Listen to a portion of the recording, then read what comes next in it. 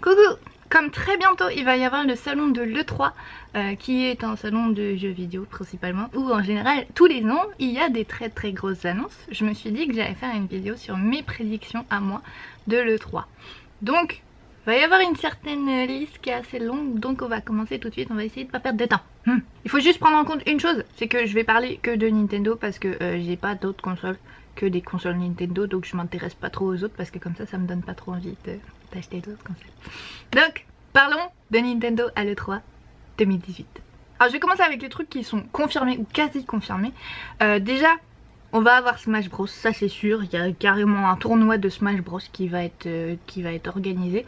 Smash Bros qui sortira normalement vers septembre. J'ai oublié s'ils ont annoncé officiellement la date de sortie ou si c'est une approximation. Mais comme il y a le online qui sort en septembre sur Switch, il est probable que Smash sorte en même temps parce que c'est quand même l'un des plus gros titres qui va utiliser le online. Donc ce que je pense qu'il va se passer avec Smash, c'est qu'il y aura au moins 5 persos dont on s'attend pas trop, c'est-à-dire en dehors de Mario, Link et Pikachu, qui vont être annoncés, avec sûrement des vidéos dédiées du coup comme ils font d'habitude pour révéler des personnages de Smash Bros.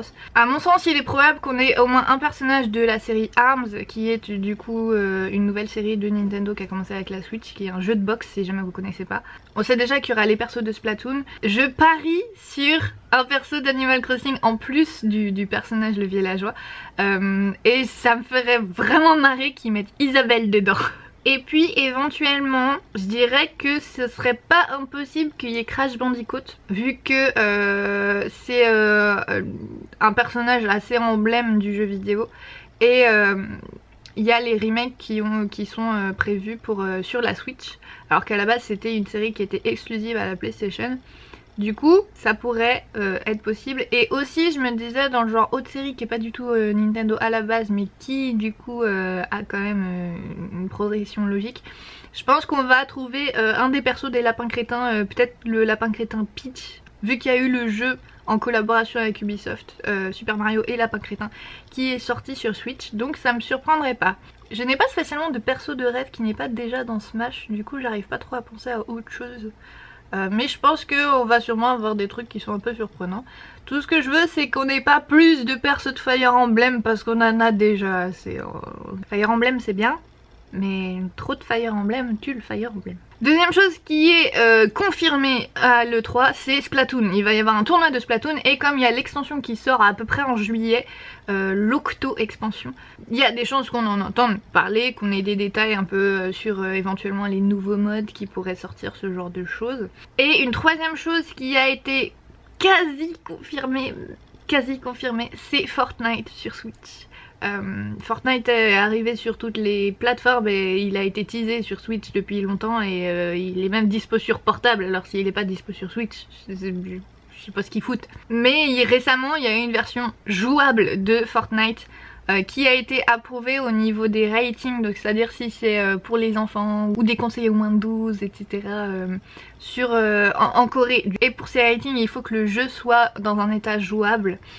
Donc j'avoue que si ils annoncent que Fortnite est disponible dès maintenant, juste après leur présentation sur Switch, ça me surprendrait pas du tout. C'est fait pour être une surprise apparemment, genre vous pouvez y jouer dès maintenant. C'est les bonnes surprises après certaines conférences. Ça surprendra pas grand monde, je pense.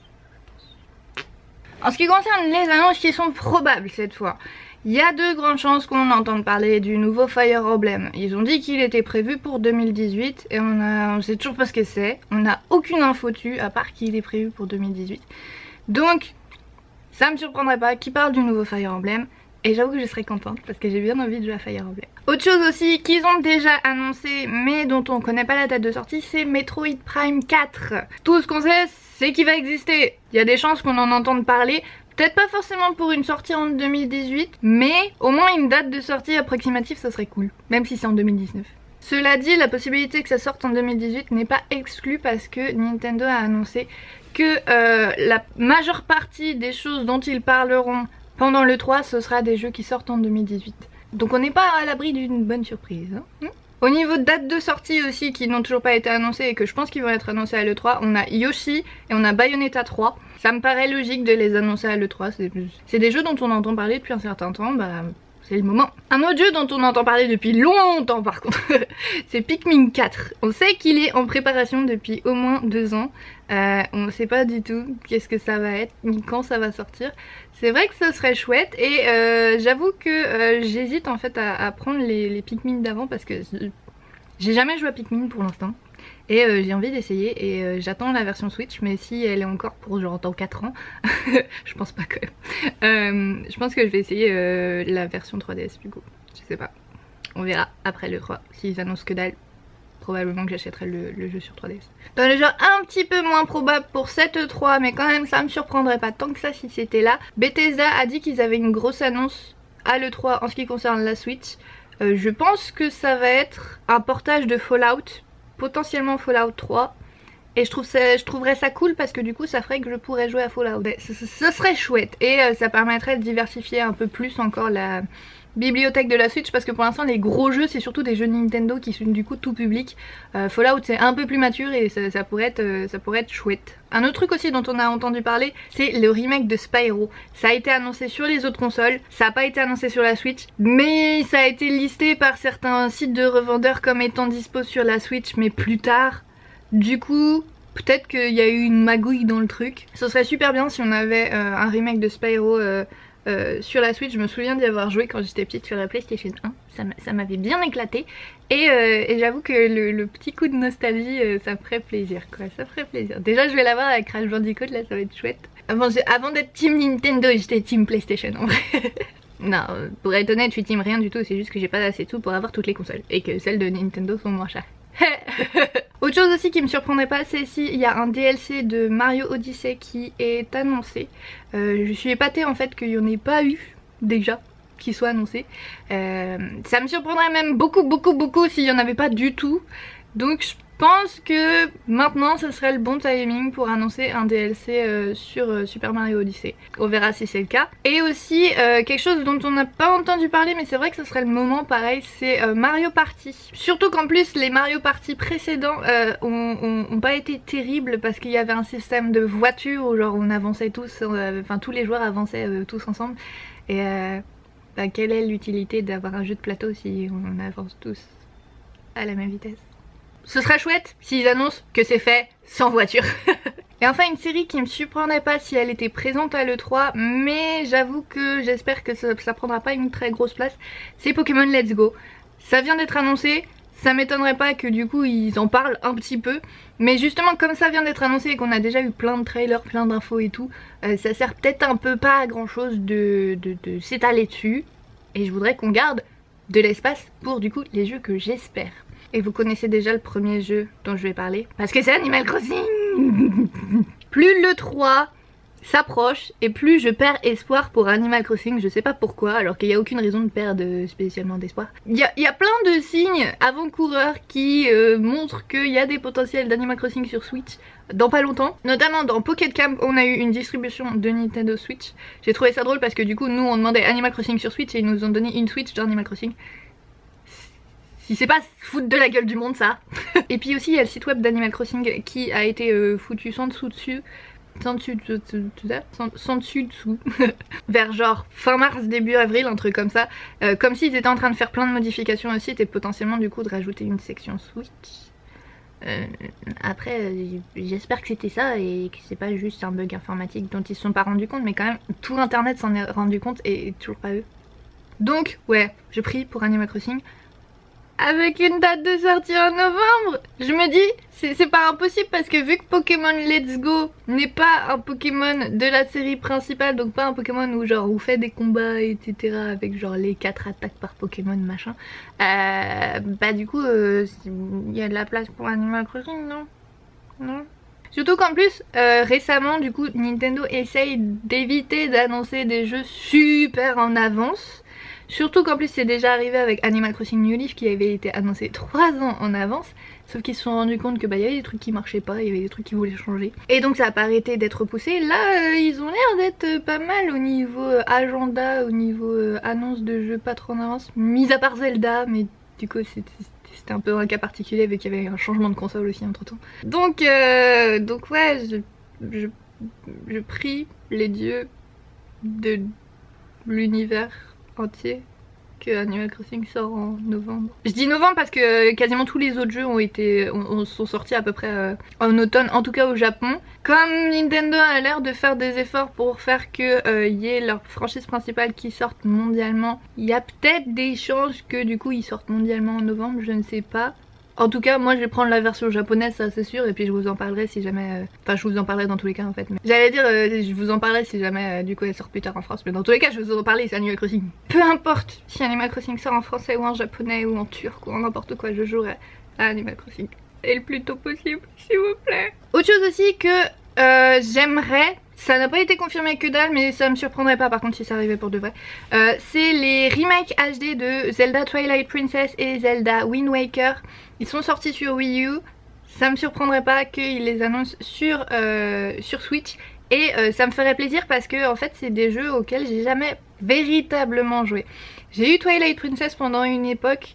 Et en fait, j'ai jamais dépassé le stade où on commence à faire de la pêche parce que ça m'intéressait plus que le reste de l'histoire. Alors j'ai pêché des heures, mais c'est tout ce que j'ai fait. Et du coup, je connais que dalle à l'histoire. Je sais pas du tout où est-ce que ça en était. Je pense que j'étais vachement au début du jeu. Et ouais, donc j'aimerais bien avoir Zelda Twilight Princess pour faire l'histoire pour de vrai. Vu que maintenant Breath of the Wild m'a donné envie de jouer à d'autres jeux Zelda, même si je sais qu'il est vachement différent par rapport à la série Zelda, les contrôles sur la Switch feraient que je serais vachement plus à l'aise qu'avec une Wiimote, parce que c'était ça que j'aimais pas et c'était ça qui m'a fait arrêter de jouer les combats où il fallait agiter la main dans tous les sens. Ça m'a donné une tendinite au poignet d'ailleurs. Donc j'aimerais bien Twilight Princess. Et aussi un autre remake qui serait chouette du coup d'inclure dans la collection tant qu'à faire, c'est Skyward Sword. Parce que du coup j'ai pas envie d'y jouer parce que je sais que c'est principalement des contrôles de mouvement et qu'il a eu pas mal de critiques par rapport à ça d'ailleurs. Donc si Skyward Sword ne sort pas sur Switch, je ne jouerai pas à Skyward Sword. Une annonce que j'aimerais bien avoir, mais alors je sais pas du tout si ça sera annoncé à l'E3 ou pas, c'est Story of Season, qui est le nouveau nom en fait de la série Harvest Moon, qui est, pour ceux qui connaissent pas, un jeu où on a une ferme et on s'occupe d'une ferme et on genre discute avec les villageois. C'est assez proche d'Animal Crossing mais avec la ferme en plus quoi. Il y a eu des soucis en fait de copyright avec le nom de Harvest Moon, du coup ils ont dû changer le nom de la série en Story of Season, mais c'est les mêmes créateurs que les Harvest Moon originaux. Et les Harvest Moon qui sortent maintenant, c'est des jeux de merde. Donc vous faites pas avoir avec les Harvest Moon récents, c'est pas des vrais Harvest Moon. Il faut regarder la série Story of Seasons. Vous avez dû comprendre du coup avec mon désespoir par rapport à Animal Crossing que j'aime ce genre de jeu. L'idéal ce serait d'avoir l'annonce des deux. Si j'ai l'annonce d'Animal Crossing et pas l'annonce de Story of Seasons, je serais pas malheureuse. Si j'ai l'annonce de Story of Seasons et que j'ai pas l'annonce de Animal Crossing, je serais contente parce que du coup j'aurais Story of Seasons pour attendre Animal Crossing. Donc ce serait chouette. Dans le même style, j'aimerais beaucoup, mais alors là je suis 100% sûre que ça ne va pas arriver, que Ooblets, dont je vous ai déjà parlé dans cette vidéo, soit annoncé sur Switch. On a posé la question aux créateurs, ils ont dit ça c'est sûr, ça sera pas à l'E3. Ils espèrent pouvoir le sortir sur Switch, mais ils savent toujours pas. Ils nous ont juste dit de pas être excités pour l'E3 pour ça, parce que bah, clairement ça sera pas le cas. Et pour rester du coup dans les annonces concernant les jeux indés, j'aimerais bien avoir une date de sortie officielle pour My Time at Portia. C'est un jeu qui est disponible sur PC dès maintenant sur Steam, mais qui est en early access ou en bêta, je ne sais plus, mais en gros il rajoute toujours des nouvelles fonctionnalités dans le jeu, il y a régulièrement des updates, et j'aimerais bien savoir en fait quand est-ce qu'il va être terminé pour qu'il sorte sur Switch, parce qu'il a été annoncé sur Switch, ça c'est sûr. En plus j'ai ma copine Bérénice qui du coup y joue et donc j'ai envie de jouer avec elle. Et un autre jeu indé aussi dont j'aimerais bien avoir la date de sortie, pareil il est annoncé sur Switch également, c'est Mineko's Night Market. C'est un jeu, même chose, c'est mon style de jeu je crois. Il est inspiré d'Animal Crossing sauf que y a le côté crafting en plus. Donc on fabrique des trucs et tout et on va les vendre au marché la nuit, c'est pour ça que ça s'appelle Mineko's Night Market. Et il y a plein de chats dedans et il est trop joli et du coup j'ai hâte. Et en dernier, un truc pas forcément que j'espère mais que je pense qu'il est important de noter, c'est que ça me surprendrait énormément qu'on ait des nouvelles annonces de jeux 3DS. Je pense que Nintendo est en train de laisser la 3DS mourir. Si on a des annonces de jeux 3DS, ce sera des annonces de compagnies tiers, donc pas des jeux Nintendo. Ou alors ce sera des dates de sortie de jeux qui ont déjà été annoncées. Mais je crois qu'il reste plus grand chose en vrai qui a été annoncé et qui n'est pas déjà sorti. Le futur est dans la Nintendo Switch. Et honnêtement on m'a posé la question si jamais vous hésitez à acheter une Switch maintenant, il y a déjà suffisamment de bons jeux dessus pour que ça vaille le coup. En vrai, dès le départ, le premier jour où la Switch est sortie, vu que c'est sorti avec Zelda Breath of the Wild dessus, ça valait le coup parce que ce jeu là, qu'on soit d'accord, c'est l'un des meilleurs jeux de l'histoire. J'ai acheté ma Switch juste pour jouer à Zelda. Je savais qu'il y aurait d'autres jeux qui allaient m'intéresser dessus, mais j'ai acheté ma Switch uniquement pour Zelda. J'ai acheté Splatoon en même temps, mais c'était vraiment du bonus, c'est juste parce que j'avais suffisamment d'argent le jour où je suis allée l'acheter. Mais j'aurais pas du tout regretté d'acheter uniquement Zelda quand j'ai acheté la Switch. Pour l'instant, le seul truc que je veux en plus, c'est Animal Crossing. Si j'ai juste Zelda et Animal Crossing sur la Switch, pour moi ça vaut les 300 balles que j'ai payé. Largement, parce que c'est des jeux où on peut passer des centaines d'heures dessus. Je suis un peu partie en digression, mais du coup voilà ce que je pense qui va arriver à l'E3. On verra après l'E3 qu'est-ce qui a été annoncé, qu'est-ce qui a été bien, qu'est-ce qui a été des bonnes surprises, qu'est-ce qui a été des déceptions aussi. J'espère qu'il n'y en aura pas trop. J'espère qu'Animal Crossing sera pas une déception. Et du coup on se revoit après l'E3 pour vérifier tout ça. A bientôt, salut! Et encore une fois, un énorme merci à tous les gens qui me soutiennent sur Patreon. Sans vous, je pourrais pas faire autant de vidéos. Du coup, merci!